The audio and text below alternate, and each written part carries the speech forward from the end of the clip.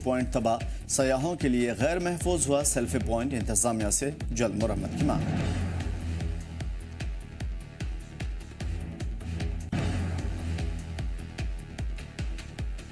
और लैंडस्लाइड में जान गंवाने वाले 19 लोगों की तलाश आबाई इलाकों में रवाना। जम्मू जीएमसी में शनाख्त और रवानगी का अमल जारी। एमएलए अरविंद गुप्ता ने हादसे पर जताया अफसोस।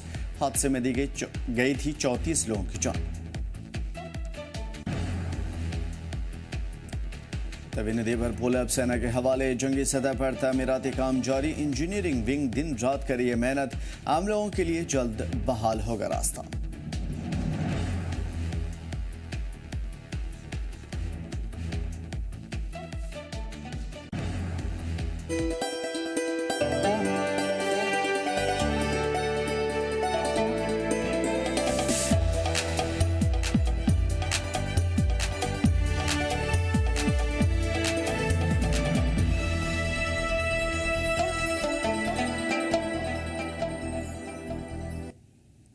आदाब, नमस्कार। जी जम्मू कश्मीर लद्दाख देख रहे हैं आप। मैं हूं आमिर एहसन, आप सभी के साथ। मरकजी वज़ीर डॉक्टर जितेंद्र सिंह ने आज उधमपुर का दौरा किया और उन्होंने नेशनल हाईवे के उस हिस्से का मुआयना किया जो भारी बारिश से तबाह हुआ था। डॉक्टर जितेंद्र सिंह ने मरम्मत के काम का बारीकी से जायजा लिया और मुतल्लिका एजेंसियों को जल्द मरम्मत करने की यकीन दहानी करवाई। उन्होंने कहा कि सड़क के जल्द से जल्द खुलने और ट्रैफिक पूरी तरीके से आरामदेह तरीके से चलने की कोशिश की जाए। डॉक्टर जितेंद्र सिंह ने जिला अफसरान के साथ बातचीत की। मुस्तकबिल में इस तरह की किसी भी इमरजेंसी सूरत हाल से निपटने के लिए तैयार रहने पर जोर दिया। इस दौरान उन्होंने वक्त पर तैयारी और अलर्ट रहने की अहमियत को ध्यान में रखने को कहा।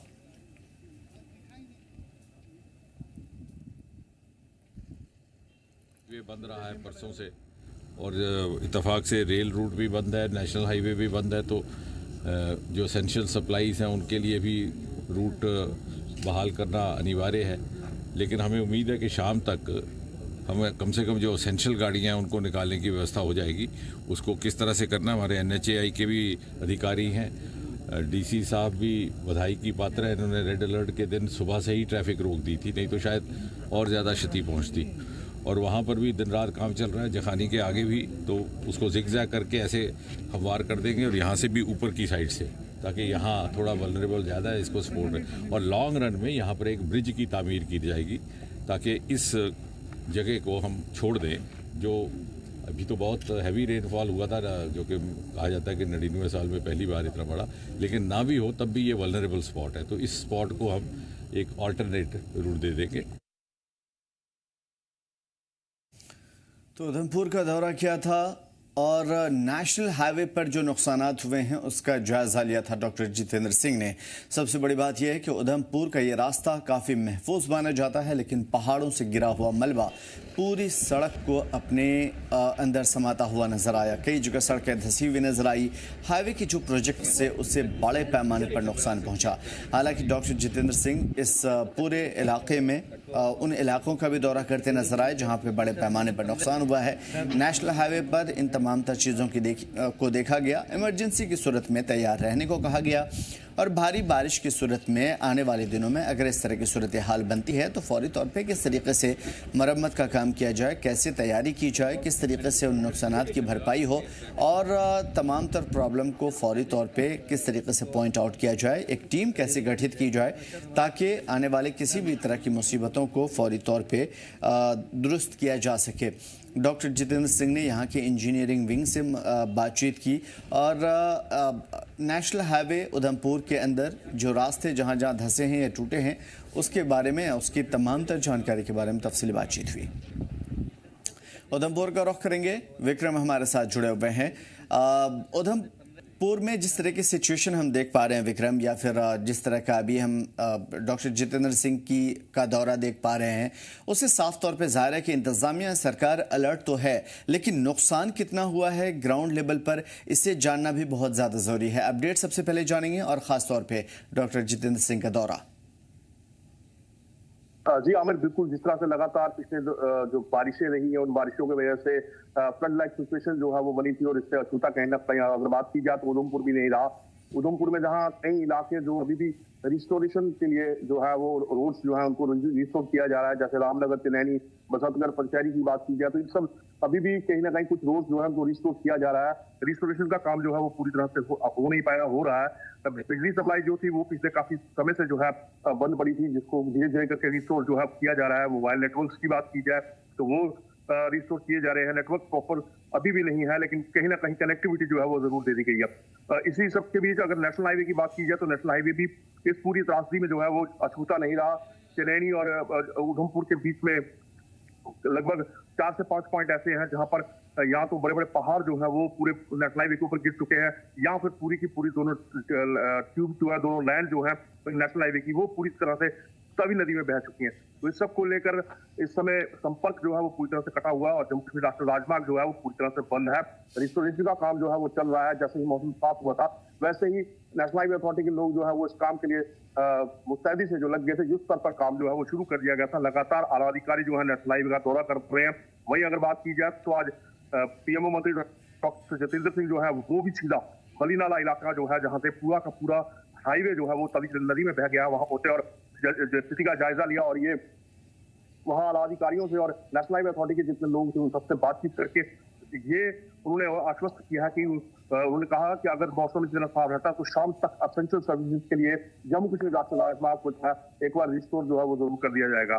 तो कहीं ना कहीं उसके बाद ये पूरा वहां जायजा लेने के बाद जिला कार्यालय के अंदर जो है डॉक्टर जितेंद्र सिंह द्वारा एक बैठक जो है वो की गई है और उस बैठक में पूरे जितना भी जिले के अंदर जितना भी नुकसान हुआ है, जो घर की गिरे हैं या जितनी भी एसेंशियल सर्विसेज को नुकसान पहुंचा, उन सब का जायजा जो है वहां पर लिया गया। और ये हिदायतें दी गई है कि जल्द से जल्द रिस्टोरेशन जो है उसको की जाए ताकि आम जनता जो है उनको राहत मिल सके, या फिर जो लोग फ्लड अफेक्टेड है जिनका घर गिर चुके हैं या घरों में दरारें आई हैं, उन सब की भी एक लिस्ट सूची जो है वो तैयार की जाए। डिस्ट्रिक्ट एडमिनिस्ट्रेशन जल्द से जल्द पूरा जो इनका आंकलन बनाए और जल्द से जल्द सरकार तक भेजे ताकि जो मुआवजा है या जो मदद है वो भी इनको मुहैया करवाई जाए। तो एक महत्वपूर्ण दौरा आज का रहा और साफ तौर पर यहाँ पर हिदायतें जो है डिस्ट्रिक्ट एडमिनिस्ट्रेशन को ये दी गई। कहीं ना कहीं अगर बात की जाए तो तारीफ जो है डिस्ट्रिक्ट एडमिनिस्ट्रेशन की जरूर की गई है यहाँ पर, क्योंकि इस बार बहुत ज्यादा रिस्पॉन्स जो है डिस्ट्रिक्ट एडमिनिस्ट्रेशन ने इस पूरी त्रासदी में जो है वो दिखाया। और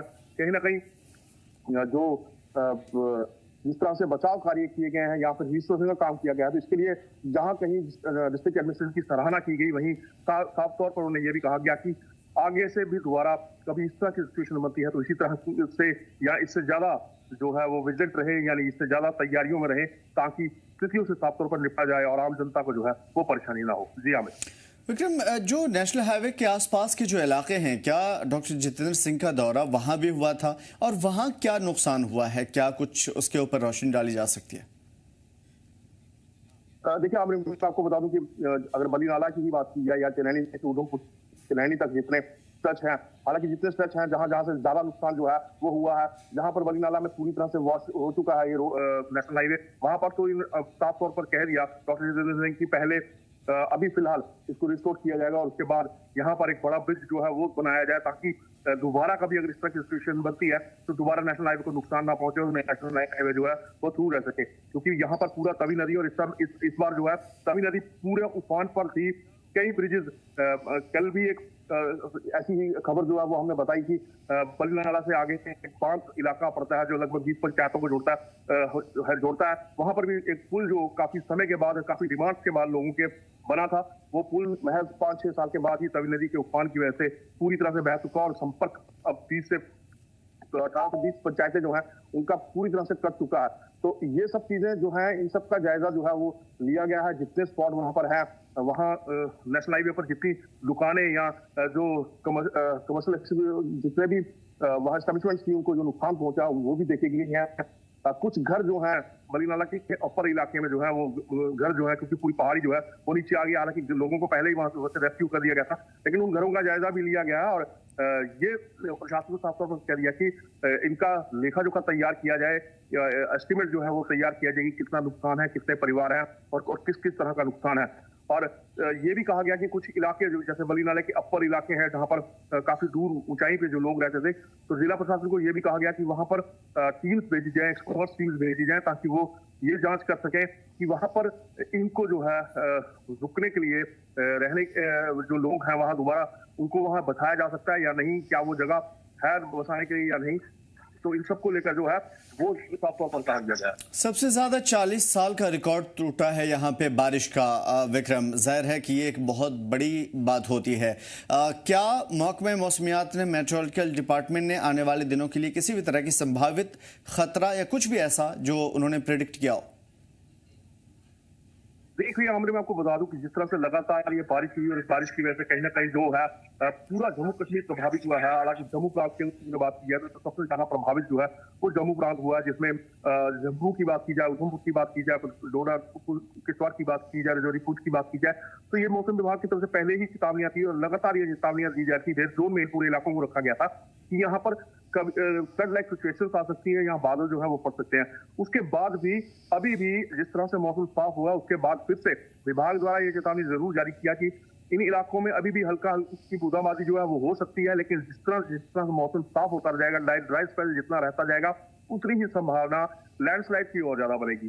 जिन पहाड़ों में नमी थी जब वो सूखती जाएगी तो जितनी मिट्टी या जो पकड़ बनी हुई है वो पूरी तरह से गीली होती जाएगी और ये लैंडस्लाइड हो सकते हैं। तो ये बड़े खतरे जो हैं पहले ही बताए गए हैं और ये साफ साफ मना कर दिया लोगों को कि ऐसी जगहों पर जहां लैंडस्लाइड होने का खतरा है उस तरफ ना जाया जाए ताकि किसी तरह का कोई नुकसान जो है वो ना हो पाए। बिल्कुल बड़ी बात यह है कि इन तमाम चीज़ों के हिफाजती इक़दाम किए जा रहे हैं और जिस तरीके से विक्रम आप बता रहे हैं कि डॉक्टर जितेंद्र सिंह का यह दौरा काफ़ी अहम भी है, क्योंकि सबसे पहले ट्रांसपोर्टेशन और जो आवाजाही है उसे दुरुस्त करना भी ज़रूरी है।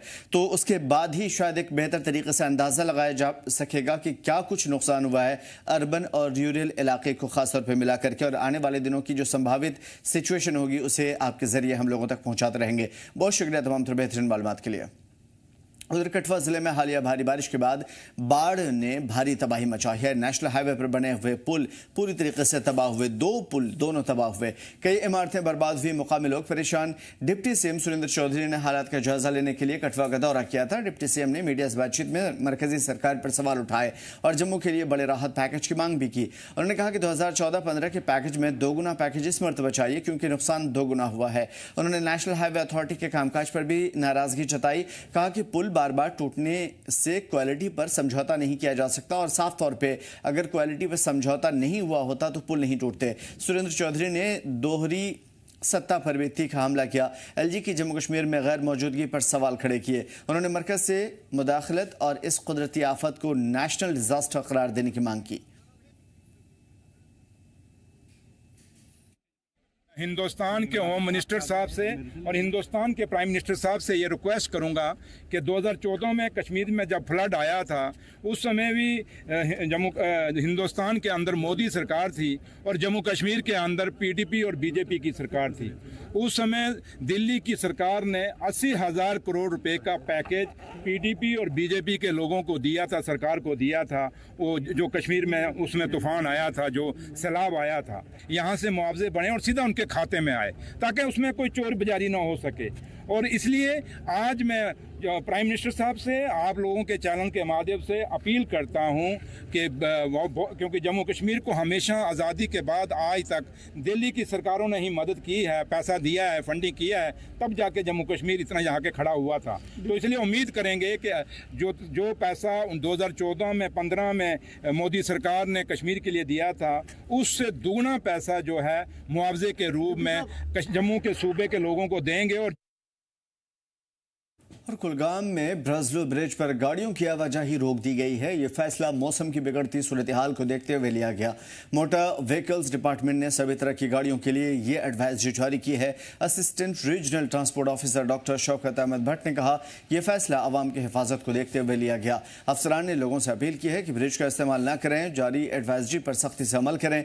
लोगों को यह हिदायत दी गई है कि डिप्टी कमिश्नर ऑफिस से अपडेट लेने के लिए लोग जिला कंट्रोल रूम से रब्ता करते रहें।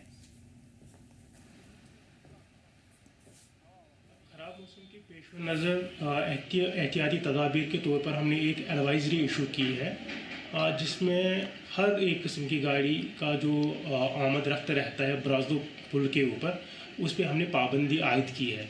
ये बिल्कुल जो हमारे ड्राइवर्स हैं, जो गाड़ियाँ इसके ऊपर चलती है, ये मद्देनज़र एक प्रिकॉशनरी मेजर लेके हमने मद्देनज़र में रखा कि अभी वो जो पुल ब्राज़ो का पुल है अभी सेफ़ नहीं है तो इसी हवाले हमने एक एडवाइजरी इशू की, जिसमें हर एक ट्रांसपोर्टर्स या व्हीकल ऑपरेटर्स है उनसे यही दरख्वास्त की कि उनसे यही अपील की कि वो उस ब्राज़दो पुल का अभी इस्तेमाल ना करें।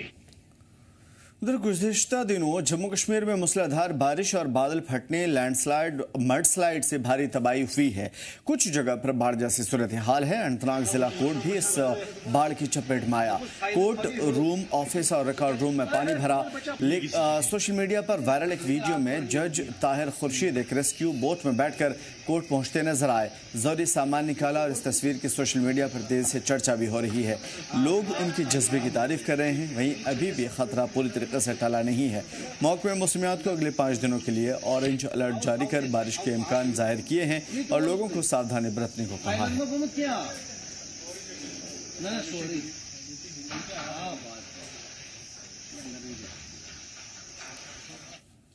और 24 अगस्त से 27 अगस्त तक लगातार खराब मौसम और मूसलाधार बारिश के चलते रामबन जिले के कई इलाकों में भारी बाढ़ और नुकसान की सूरत हाल है।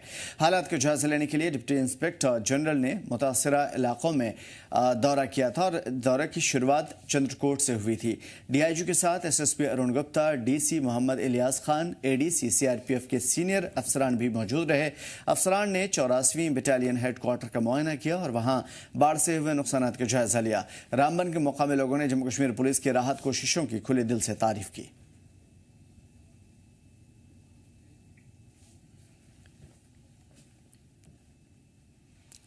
और जम्मू की बाढ़ से ढहे तवी पुल के बाद अब इंडियन आर्मी ने राहत की बड़ी पहल की है। सिर्फ कुछ ही घंटों फौज ने पुल का जो स्ट्रक्चर था उसे असम्बल कर लिया है और अब इसे नदी के ऊपर लाकर जोड़ने का काम किया जा रहा है। अफसरों का कहना है कि मजीद कुछ ही घंटों में पुल पूरी तरीके से तैयार हो जाएगा। ये फौज का बड़ा कारनामा है जिससे मुश्किल हालात के बावजूद कम वक्त में असेंबलिंग का काम कर दिखाया।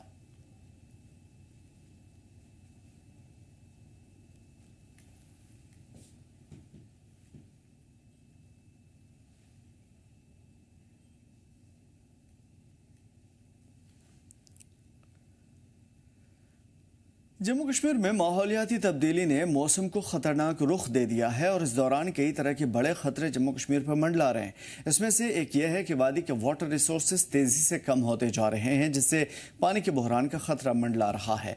इस बहरान से न सिर्फ पीने के पानी की परेशानी का सामना है बल्कि एग्रीकल्चर और हार्टिकल्चर सेक्टर को भी काफ़ी मुतासिर किया है।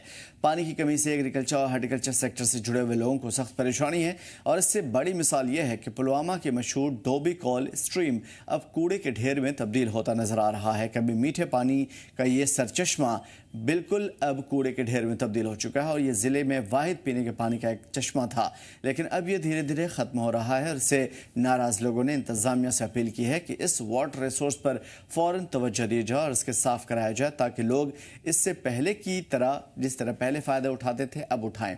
इस बारे में executive officer municipal council Pulwama Mir Tafveez ने कहा है कि डोबी कॉल का रेस्टोरेशन हमारी पहली तरजीह है। साथ ही इसे खूबसूरत बनाने और इसकी पहली सूरत में लौटाने की कोशिश की जाएगी। डोबी कॉल में हमने ऑलरेडी इनिशिएट किया हुआ है, सफाई कुछ पोर्शन हो गया है बट मेजर पोर्शन अभी रह रहा है बिकॉज हम फेज्ड मैनर में हम अपना सैनिटेशन स्टाफ जो है जितना हमसे हो पा रहा है हम कर रहे हैं, लेकिन इसमें हम ऑलरेडी हमने R&B से एस्टिमेट सीख किया है ब्यूटिफिकेशन ऑफ डोबी कॉल का। इंशाल्लाह जो ही वो एस्टिमेट्स आते हैं हम हायर अथॉरिटीज़ को वो फॉरवर्ड करेंगे ताकि उस पे जो है ब्यूटिफिकेशन का काम जो है शुरू हो जाए। रही बात आपके माध्यम से मैं लोगों को भी रिक्वेस्ट करूँगा कि प्लीज़ अगर आप डोबी कॉल के आसपास, ये हमारा एक असासा है, डोबी कॉल एक वाटर बॉडी हमारे टाउन में होना ये एक नियामत है, लेकिन इसकी हिफाजत एक डिपार्टमेंट तक ही नहीं महदूद होनी चाहिए क्योंकि तब तक टाउन कामयाब नहीं है जब तक नहीं यहाँ के लोग इसमें पार्टिसिपेट करें।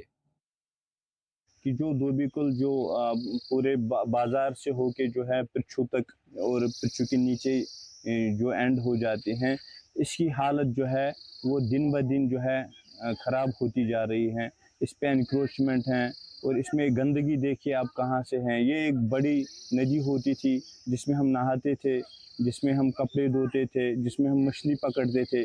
अब ये जो है ड्रेन की सूरत में सिमट चुकी हैं। जो यहाँ पे जो है म्यूनसिपल काउंसिल पुलवामा की तरफ से रोज़ एक गाड़ी आती हैं रोज़ हमारे वो दस्तक देती हैं कि आप अपना कूड़ा करकट उसमें डालिए। उसके बावजूद भी जो है लोग सुबह या शाम को या रात का फ़ायदा उठा के जो है यही कूड़ा करकट इस धोबी कुल में डालते हैं। तो पहले तो ये हमारी मतलब हम इखलाकी तौर पे इतने गिर चुके हैं कि हम जो है कूड़ा करकट जो निकलता है वो गाड़ी में हम नहीं डालते हैं, बट यहाँ पे डालते हैं। वादी कश्मीर के अंदर आहिस्ता आहिस्ता से जो नेचुरल वाटर रिसोर्सेज है वो अब खत्म हो रहे हैं। कौन जिम्मेदार है इसके लिए, लोग या फिर गवर्नमेंट, ये एक बड़ा सवाल है। इस वक्त हम जिला पुलवामा में मौजूद है और आपको हम दिखाने की कोशिश करेंगे कि जिला पुलवामा की एक फेमस कुल जिसे धोबी कुल के नाम से जाना जाता है। पहले जमाने में लोग जो है इसी कुल से पानी पिया करते थे, लेकिन अभी की अगर इसकी सूरत देखी जाए तो लोग इसमें उतर नहीं सकते हैं, पानी पीने की तो बात ही नहीं है।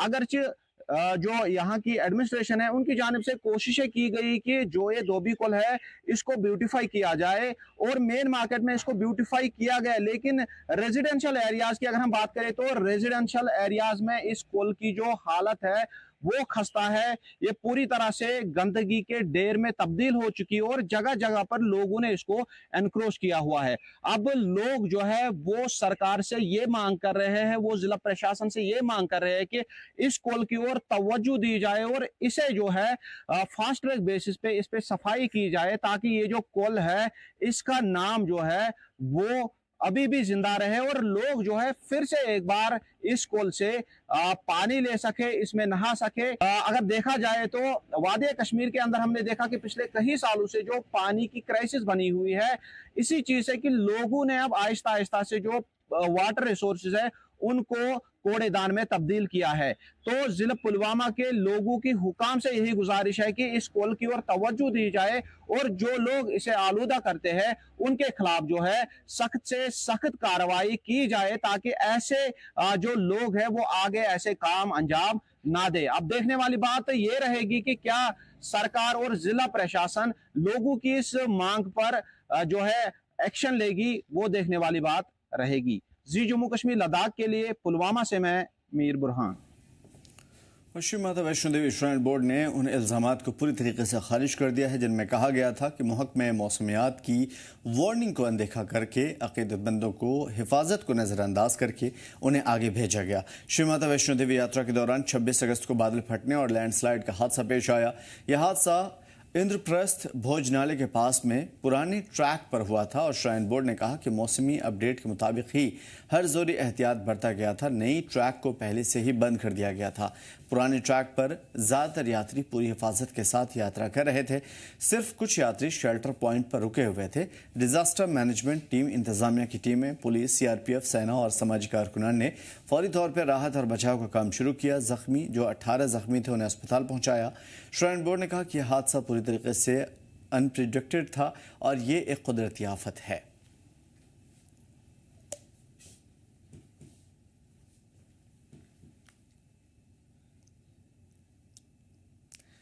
देश भर के साथ साथ लेह ज़िले के गवर्नमेंट स्कूल में आज नेशनल स्पोर्ट्स डे बड़े ही जोश व खरोश के साथ मनाया गया। आपको बता दें कि नेशनल स्पोर्ट्स डे हॉकी के महान खिलाड़ी मेजर ध्यानचंद की जयंती के मौके पर मनाया जाता है। ये दिन मुल्क के उन तमाम खिलाड़ियों को वक्फ किया जाता है जिन्होंने इंटरनेशनल लेवल पर भारत का नाम रोशन किया। इस मौके पर LAHDC नायब सदर सेरिंग आंगचुक मेहमान खुसूसी के तौर पर शामिल थे। लेह ज़िले के मुख्तलिफ सरकारी स्कूल के स्टूडेंट्स ने इस प्रोग्राम में हिस्सा लिया था और उनके कई खेल कंपटीशन भी यहाँ पे हुए। दिन रात चली स्पोर्ट्स एक्टिविटीज़ के आखिर में मेहमान खुसूसी ने सभी विनर्स को अवार्ड से नवाजा। आज ये नेशनल स्पोर्ट डे मनाया जा रहा है और हर जगह पे अलग अलग स्पोर्ट्स इवेंट का डेमोन्स्ट्रेशन किया जा रहा है। और यहाँ पे लेह में higher secondary, boys higher secondary school में 4 स्कूल, आसपास के जितने भी स्कूल्स हैं, कंबाइनली यहाँ पे सेलिब्रेट किया जा रहा है। और यहाँ पे उन्होंने कराटे का डेमोन्स्ट्रेशन किया, योगा का, फुटबॉल, वॉलीबॉल, हैंडबॉल, कंबाइनली उन्होंने थोड़ा सा छोटा सा डेमोन्स्ट्रेशन यहाँ पे देने का कोशिश किया है। और मैं सारे स्कूल्स को अप्रिशिएट करना चाहूँगा कि अलग कॉन्सेप्ट के साथ उन्होंने यहाँ पे इस दिन को सेलिब्रेट किया है और इसमें पूरे जितने भी स्कूल के बच्चे हैं सबके सब पार्टिसिपेट कर रहा है और सारे टीचर भी आया हुआ है यहाँ पे। फिर मेरे साथ कंसर्न काउंसलर भी यहाँ पे आए हैं, तो मुझे बहुत अच्छा लगा कि नए कॉन्सेप्ट के साथ इन्होंने एक यहाँ पे प्रदर्शन किया है। जम्मू कश्मीर में सिक्योरिटी ऑपरेशंस को लेकर के हिंदुस्तान की एक बड़ी हिकमत अमली सामने आई है। भारतीय फौज की राष्ट्रीय राइफल यानी कि आरआर अब धीरे धीरे घाटी से हटाई जा रही है। उसकी जगह सेंट्रल रिजर्व पुलिस फोर्स यानी कि सीआरपीएफ को जिम्मेदारी सौंपी जा रही है। आर्मी के एलओसी और एलएसी पर हर तरह के हालात से निपटने की जिम्मेदारी मिली है, जबकि सीआरपीएफ को अंदरूनी खतरात से निपटने की जिम्मेदारी दी गई है। राष्ट्रीय राइफल ने 1990 से कश्मीर में अहम रोल अदा किया। दहशतगर्दी के नेटवर्क को तबाह करना हो, मुकामी इंटेलिजेंस नेटवर्क की हिफाजत, तफसीली जानकारी हो और आर्मी की स्पेशल ट्रेनिंग हो, दूर दराज के इलाकों में तैनात, इन सब में राष्ट्रीय राइफल्स का अहम रोल रहा है। लेकिन अब उसकी जगह सीआरपीएफ को तैनात करना आसान नहीं होगा। इस चैलेंज से निपटने के लिए मुजाहिरीन खासतौर पर माहिरीन एक्सपर्ट्स ने साबिक फौजियों से मदद लेने की सलाह दी है। ये तबादला रिस्की हो सकता है, इसलिए इसकी रफ्तार बेहद सुस्त है, लेकिन बहुत एहतियात के साथ इस तब्दीली को अंजाम दिया जा रहा है। जम्मू कश्मीर में अब लगभग दहशतगर्दी का अंत हो चुका और अब वो जिस तरह से 90s में पोजीशन थी वो तो अब है नहीं। 2019 के बाद जिस तरह से एक प्रहार किया गया आतंकवाद के खिलाफ और लगभग आतंकवाद अब समाप्त हो चुका है। अब बीच में 1-2 एपिसोड हुए थोड़ा सा, तो उसका मतलब नहीं है कि जम्मू कश्मीर में अब आतंकवाद है। और अब वो वक्त आ चुका है कि जो सेंट्रल गवर्नमेंट ने फैसला लिया है कि अब सीआरपीएफ को ये कश्मीर की जो लॉ एंड ऑर्डर है, जो कश्मीर की सिक्योरिटी है, उनको वो दे दी जाए।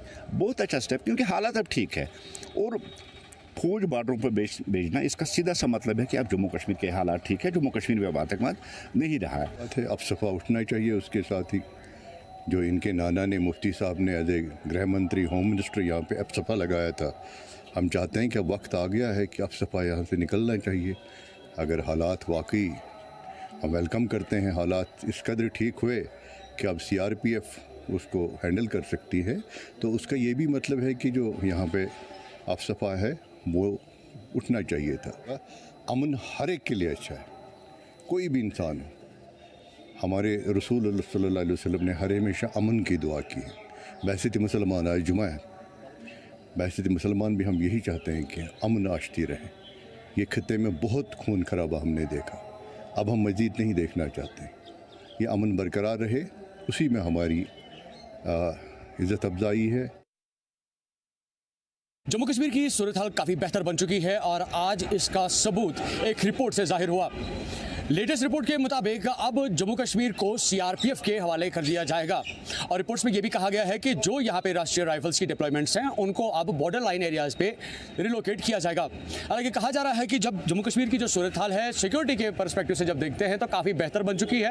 हालांकि इसको लेकर अलग अलग जो रद्द-ए-अमल जो है वो अभी जाहिर भी हो रहा है, चाहे हम पॉलिटिकल लेवल पर देखें या यहाँ पे जम्मू कश्मीर नेशनल कॉन्फ्रेंस के जो रिप्रेजेंटेटिव्स हैं उनकी तरफ से देखें, भारतीय जनता पार्टी की तरफ से देखें, तो हर एक का यही मानना है कि जम्मू कश्मीर में अब सिक्योरिटी के हवाले से सूरत हाल काफ़ी बेहतर बन चुकी है। और कहीं ना कहीं पे अगर इक्के दुक्के मामलात होते भी हैं तो उसको लेकर जो है यहाँ की सिक्योरिटी एजेंसीज काफ़ी सख्ती से अमलावरी कर रही है। हालांकि ये एक बड़ी डेवलपमेंट है जिस तरह से हम देख रहे हैं कि अब सीआरपीएफ हर एक एंटी मिलिटेंसी एक्टिविटी के खिलाफ यहाँ पे एक बड़े स्तर पर अपनी मुहिम शुरू करने वाली है। और वहीं पे राष्ट्रीय राइफल्स जो करीबन 3 दहाइयों से यहाँ जम्मू कश्मीर में ऑन ग्राउंड काम करती रही है, अब उनको बॉर्डर लाइन एरियाज में शिफ्ट किया जा रहा है।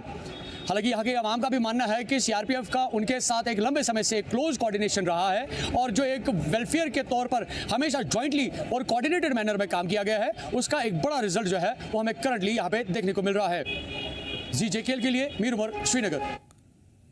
राष्ट्रीय Lok Janshakti party RLJP Jammu Kashmir president Sanjay Saraf ने सरकार की हालिया फैसले का खैर मकदम किया है, जिसमें सीआरपीएफ को डायरेक्टली दहशतगर्दाना मुखालिफ ऑपरेशन की जिम्मेदारी देने का फैसला लिया गया है, जबकि फौज की राष्ट्रीय राइफल यूनिट को सरहद पर तैनात करने का फैसला हुआ है।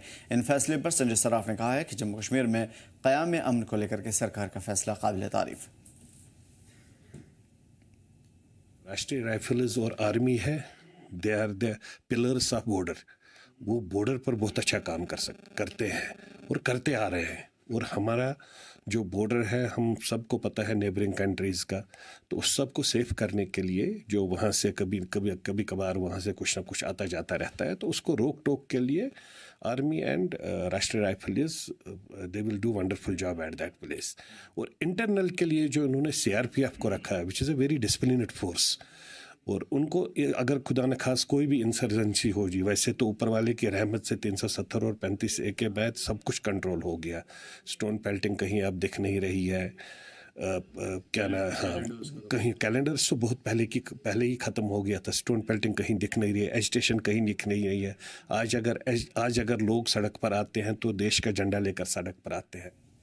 फिलहाल इस बुलेटिन में इतना ही, हमें दीजिए इजाज़त। देखते रहिए जी चमक लद्दाख।